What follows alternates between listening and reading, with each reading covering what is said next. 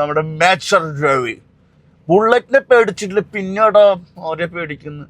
അവനെ വിശ്വഭാരതി ഫൗണ്ടേഷനിൽ ഒരാളായിട്ട് വരാനൊക്കെ അവൻ ശ്രമിച്ചു. ഇയാൾ ആരെക്കുറിച്ചാണ് പറഞ്ഞു? എനിക്ക് തോന്നുന്നു ആന്റണി പെരുമ്പാവൂർ ചേട്ടനെ കുറിച്ചാണെന്നാട്ടാ. എനിവേ, ആ ഒരു രാജ്യദ്രോഹം പടത്തിൽ ഭയങ്കരമായിട്ട് ഉറ്റുനോക്കുന്നുണ്ടെന്നൊക്കെ പറയണം. കഥയറിയാതെയാണ് ആട്ടം എന്നൊക്കെയാണ് പറയുന്നത്. കഥ അറിയാനൊന്നുമില്ല, ഇയാൾ മൈക്ക് കിട്ടി എന്തും വിളിച്ചു പറയുന്ന രീതിയിലുള്ള കുറേ കാര്യങ്ങളൊക്കെയാണ്. ലാലേട്ട ഫാൻസ് രംഗത്ത് വന്നിട്ടുണ്ട്. ആൾക്ക് മൈക്ക് കിട്ടിയ ആൾ എന്തും വിളിച്ചു പറയും. അങ്ങനത്തെ ഒരു ക്യാരക്ടറാണ്.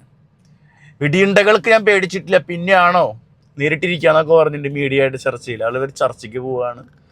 ഒരുപാട് സംഭവങ്ങൾ പൃഥ്വിരാജിനെ അത് കണ്ടിട്ട് അതിനെക്കുറിച്ചൊക്കെ വിഭാഗങ്ങളെ കട്ട് ചെയ്യാമായിരുന്നൊക്കെ പറഞ്ഞിട്ട് കുട്ടി രവിച്ചേട്ടനോടെ മാച്ച് രവിച്ചേട്ടൻ ഭയങ്കരമായിട്ടുള്ളൊരു സ്പീച്ചൊക്കെ നടത്തി. ഞാൻ വീണ്ടും വരാം, നമുക്ക് ഒരുമിച്ചിരിക്കാന്നൊക്കെ പറഞ്ഞിട്ടിരിക്കുകയാണ്.